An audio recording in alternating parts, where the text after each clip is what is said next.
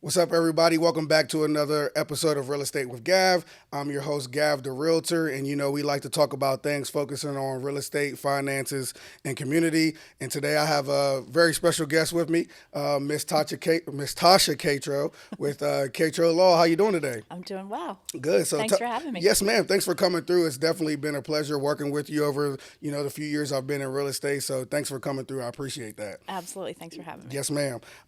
Tell us a little bit about your title, what you do, and a little bit about Catrow Law. Okay. I have been practicing law for 25 years. Wow. Started Catrow Law in 2015, and we had an office in Martinsburg, and now we have expanded to add an office in Charlestown. So we're plugging right along. Okay, awesome. Well, and I was going to ask you about that. So how's that transition been? I know when I first got started in real estate, I think you actually were the first place I did my real estate closing at, which is pretty cool. But when I first started, you just had the office in Martinsburg, and now recently you've had the office in Charlestown. How's that transition been for you now having two locations? It's been really interesting. For me, I've worked in Martinsburg for most of my career. So in 2015, when we opened the Charlestown office, that was really my first opportunity to work with the Jefferson County agents Gotcha. on a regular basis. Right. So I've met a lot of new people that I knew a little bit through the industry, but have had to been able to form more relationships with them. Nice. On the flip side of that, though, I've not been able to spend the time with the agents in Martinsburg that I Right. am accustomed to and kind of my people that I'm used to working with, but Yeah. it's been nice. So I go back and forth, and we allow for anyone can close with anybody. So if you want to close in Charlestown with Caleb, he'll come down. If you want to close with me or Will, who is in Charlestown now, most of the time, we'll go to Martinsburg. So you Gotcha. can pick any one of us to close any deal anywhere. Nice. Talk about that real quick, if you don't mind. You mentioned Caleb and Will, a couple of guys that I know and have worked with now. They've kind of recently come on to join your team. Talk about their role and kind of like how maybe it's helped you grow. So Caleb does the closings in Martinsburg primarily. Okay. So he handles the closing schedule in Martinsburg. Caleb came. He's been with us, but he had no intention of, I don't think, being in the industry that we're in. He just Really? was looking for a part-time job because he was a football coach. Okay. So he ended up coming in the office and then enjoyed it, and so now he's full-time at our office, part-time football. Nice. So, All right. and then Will just graduated from law school this summer or this last year, and was admitted to the bar in October, and so now he's full-time. Nice. And so he's a little bit in both offices, but I'm kind of training him more in Charlestown. All right. So he's with me most of the time as opposed to being in Martinsburg with Caleb. Nice. Okay, cool. So what exactly is a title company, and how do you guys help facilitate a real estate closing? So a title company is when you're talking about title insurance, the title company is who is writing the title insurance primarily. Okay. So it's a little bit different than you can, in our area, generally an attorney is doing the closing and they're a law office and they're also a title company. Right. It's in the same house, but it doesn't necessarily have to be. So you can distinguish between an attorney's office and the title company. We just Gotcha. don't typically around here. Gotcha. That was actually going to be one of my questions. Is a title company and a closing company the same thing, or a closing attorney, and like how do they differ? Well, in West Virginia, you have to be an attorney to handle a real estate closing. Okay. And that's the exception, because in most states, a title company is doing the closing. But West Gotcha. Virginia, South Carolina, there are a few states that are attorney states where an attorney has to do the closing. Okay. So that's primarily the difference. Is in West Virginia, you have to have the attorney as part of the process. Gotcha. Where in some other states, you don't. Okay. Good to know. So one thing I hear a lot about, and my clients hear a lot about when they go to closings, is escrow. Things get put in escrow. What exactly is escrow, and how does that work? So there are a couple of different uses for the term escrow for closing in general. Okay. Some use escrow in the sense of the whole process. That, in other words, I've got the contract, that I've got the EMD. Right, We're right. working, and they call that the escrow. Okay. Okay. So we don't typically use that term around here, but some people, when they're moving to the area, are more familiar with escrow. We call it the closing, but they call it the escrow. Okay. Okay. Or close of escrow. Right, right. There's also the escrow for taxes and insurance and those things that go into someone's mortgage payment. Gotcha. And then there's an escrow where we talk about there's some repairs that need from the walkthrough, that maybe there was a busted out window, or something needs to be replaced, or Gotcha. and we'll escrow to have that item fixed after closing. So Okay. the term escrow is broad in our Yeah. little world. So you kind of have to figure out when someone talks about escrow, which one of those escrows Right. they mean. Yep. Could be a few different things there. Yeah. So one of the major things that usually happens up front when you write a contract or an offer gets accepted, at least for now, I've heard some things may be going away with this, but the earnest money deposit, Right. is it could be a percentage or a number that the buyer says they're going to hold or put down. A lot of times we give it to the title company or the closing attorney, and they hold that at closing. What exactly is that earnest money deposit, and why is it important in the transaction? So an earnest money deposit has a couple of purposes. One is it's some consideration for the offer and acceptance to form the contract. Right. It's a good faith. It's evidence of good faith that the buyer intends to perform. Right. So, and it oftentimes in a contract is the damages if the buyer doesn't perform. So that's Okay. the dollar amount that would go to the seller if the buyer failed to perform. Gotcha. Do you see I know every area is a little bit different. I'm licensed in Virginia and Maryland, so I see different stuff on those sides. Do you see like a particular amount for earnest money deposits that you usually get? Yeah, it's usually 500. Okay. That's a typical number, sometimes 1,000. Okay. When you get into, and then we're talking residential, Right, not in right, a of commercial course. deal, but Yep. in residential, it used to be like a percentage of the sale price. I don't see Gotcha. that as much. Now it's like 500, 1,000. Sometimes you'll see, Okay. it's very seldom to see it more than 5,000, honestly. Gotcha. So, Well, that's good for us because in Virginia and Maryland, it is not that way. So It's more? a lot of times I see at least 1% of the purchase price. Okay. So you're talking a good bit of money. Those houses, in other states, neighboring us, Right. they're Sale typically prices higher are in up there. value. So Yeah. like a $500,000 house, that's a $5,000 earnest money deposit minimum. right. So it is different to see, or interesting to see the different ways states and areas do it. Well, and a little plug for West Virginia, with us being, at the corner of two other states that are typically more Right. expensive. Right. It's a nice little Yep. attraction to West It Virginia is. to say, hey, because you don't have to have as Yeah. much money to get into a house. Nope, that's a great point. That's a great point. So the EMD, does the buyer get that back at closing?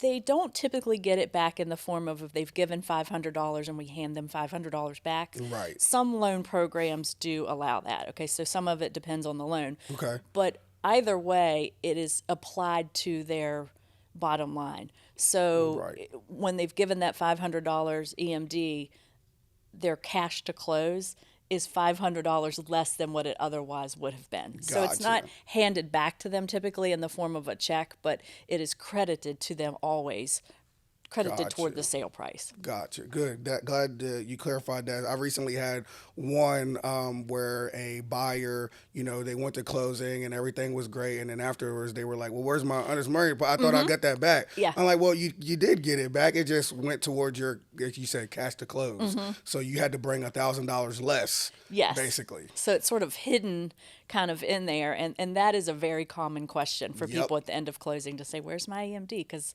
I thought I was getting it back at closing. Right. So- Right. No, glad you clarified that. So is there a difference between a title and a deed? Well, the deed is the evidence of your title. Okay. So your title is your ownership to the property, and so the deed is the proof of the title. Gotcha. Okay. So- No, glad you clarified that as well.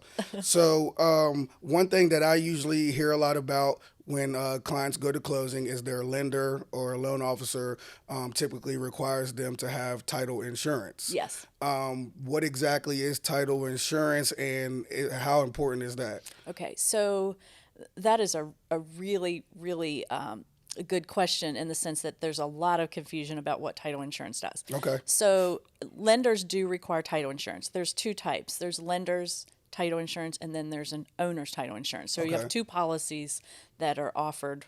Okay. Okay. So for a lender's policy, which a lender is always going to require, it kind of does the same thing as an owner's policy, but where each month as you make your payment to your lender policy is decreasing because it only covers whatever is owed on the loan. Okay. Where the owner's policy, it goes up. The value goes up. Now there is a cap on that, but there. Okay. So where one goes down, one goes up. Okay. And the idea behind title insurance is there are things that a title exam can't find. So there is a perception that title insurance covers an attorney's errors or mistakes, and it doesn't. So there's nothing in a title insurance policy that covers an error or an omission that an attorney's errors and omissions policy would cover. Right. Okay. So things that a title insurance policy is going to cover is a forgery.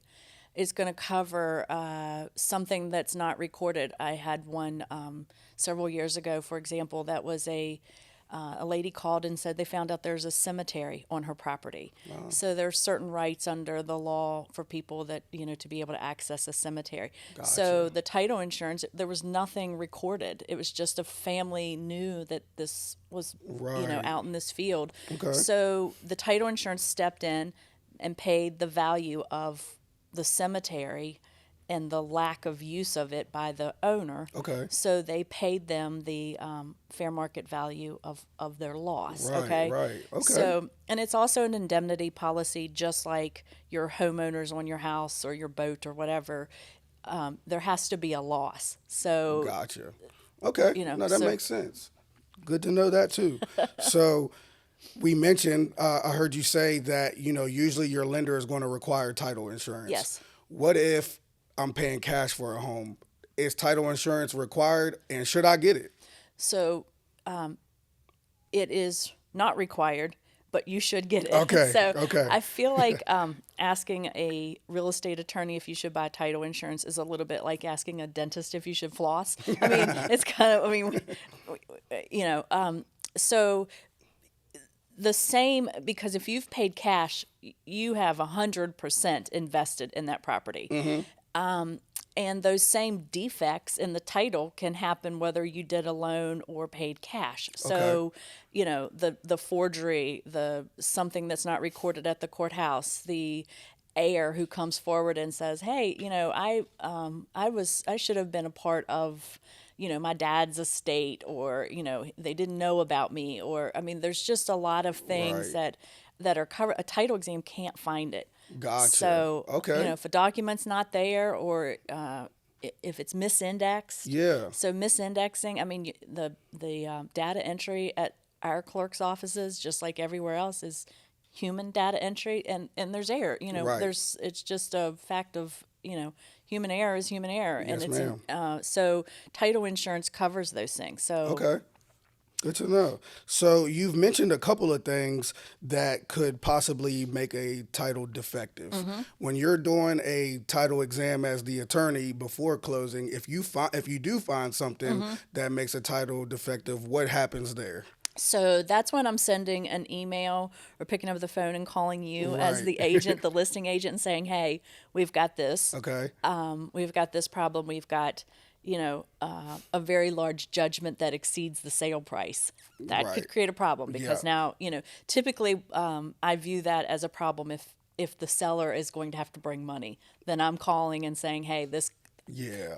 It's not technically a title defect, but in the practical side, gotcha. It's a defect that's going to affect the closing. So if there's a property that is being sold and maybe there's not legal access for ingress and egress, then mm-hmm. I'm calling and saying, "Hey, we've got to do this." Or so I'm going to first reach out to the agent and then start from there, and bring them in the loop, and then talk to the seller. And some things we can fix, some things we can't. Some are in the form of, you've probably seen this, where we will write up an easement for access, Yep. or we've got an encroachment over the property line. So another thing we can either do is an easement or do a deed and transfer I some think title. we actually did one together last year, if you remember. It was a townhouse in Martinsburg, and the fence was on the other person's property, Yes. and we had to do an easement to allow them to keep the fence up. Yeah, I so remember that now. that's a defect in the title, in the sense that there's a boundary encroachment. Right. But a lot of those things we can fix. And then Gotcha. the other thing with title insurance is, say you have an unreleased deed of trust. Okay. So that's a lien on title, okay, and it's a cloud on title, but that bank is no longer in existence, or so we can't necessarily get a release. Right. So title insurance allows us to go to the title insurance underwriter and say, hey, would you take the risk? This deed of trust has, no one's tried to enforce it in 25 years. The person who, the bank is no longer in existence. Right. They can evaluate the risk and then decide to insure over it. So Okay. title insurance allows us to do closings and underwrite the risk, where if there was not title insurance, it would be a title defect that would, Okay, good. So now we know how important title insurance is, Yes. and that we should have it if it's not required. How much does it cost, though? Is that something that you pay for up front at closing, or is Yes. it like a monthly payment? You pay it one time Okay. at closing, and it is based on your sale price and your loan Gotcha. amount. So the lender Okay. policy is based on the lender loan amount, and then the owner policy is based on the sale price. Okay, good to know. So from contract to close, I'm talking from the time we get a offer accepted, we get it to your office. What's the time frame you typically see from the time you get a contract to the time that the buyer and seller can go to settlement? I got one on Friday, and they're closing tomorrow. So it was Oh, wow. cash. Okay, well, yeah. So sometimes there's a rush. Sometimes there's there's circumstances. So on cash deals, we can turn those around quick. Right. And the ones with lenders, the title side, we can move quickly, but you have to have an appraisal. You've got to have those. Right. So Yeah, I know it's not all dependent on your yeah. office. So typically, right now, I'm seeing like 30 to 60 days. Okay. Is that kind of what you see? Yeah, I've been seeing them around. I mean, most people try to close within that 30-day time frame, and obviously delays happen if the appraiser doesn't get there on time, or inspections, something needs to be Yes. fixed. So I typically tell my clients to at least be prepared for 30 to 45 days. Yes. And like you said, sometimes if needed, it can go 60. But 60 being the yeah, outside. The outside. Yeah. Yeah. Most people are trying to close somewhere around, at least lenders are trying to close around 30 days if possible. Yeah. But yeah, I was just wondering, like, as far on your end, like, how long does it take to do a title exam? Well, and it depends. Yeah. If someone has owned the property for 50 years, then that doesn't take me as long. True. But if it's been bought and sold 15 times in 50 years, and I've got to run the title on every person who's owned it, and Yep. Nope, that and makes sense. if they've subdivided, if they've split it off, if they've added property, so every title exam is Gotcha.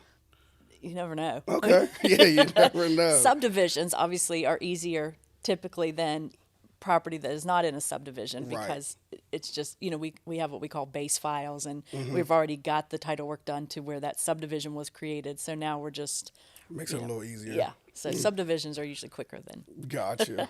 So when a buyer goes to closing, the last thing they'll usually see after their, cash to close is that monthly payment. Yes. And the monthly payment usually includes like your taxes, insurance, and Principal and interest, things like that.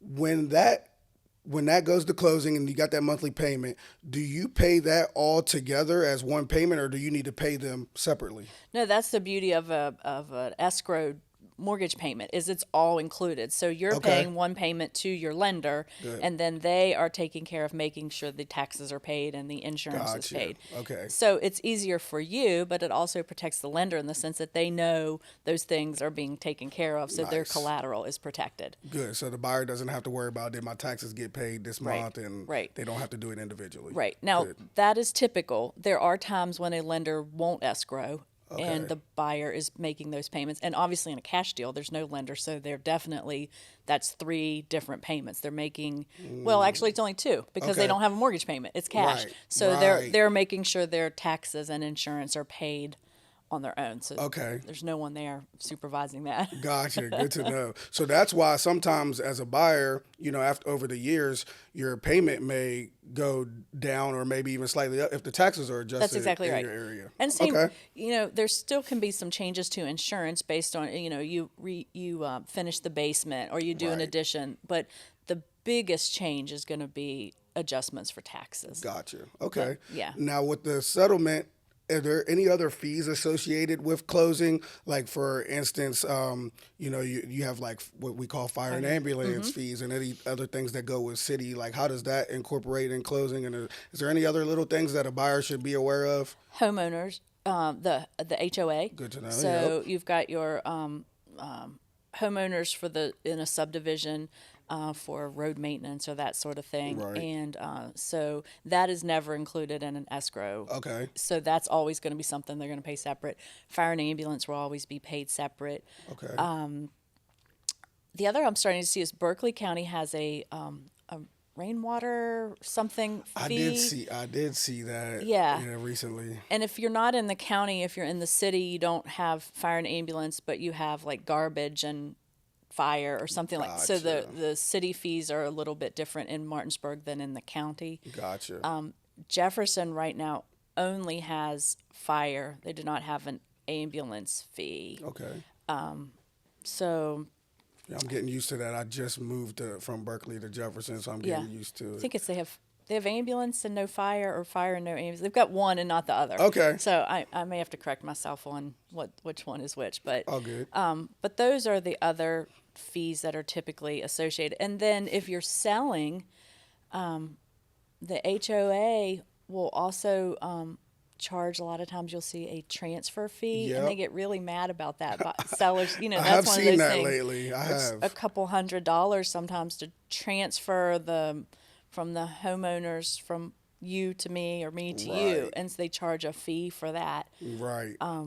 And It that's- is what it is sometimes, but I have seen that.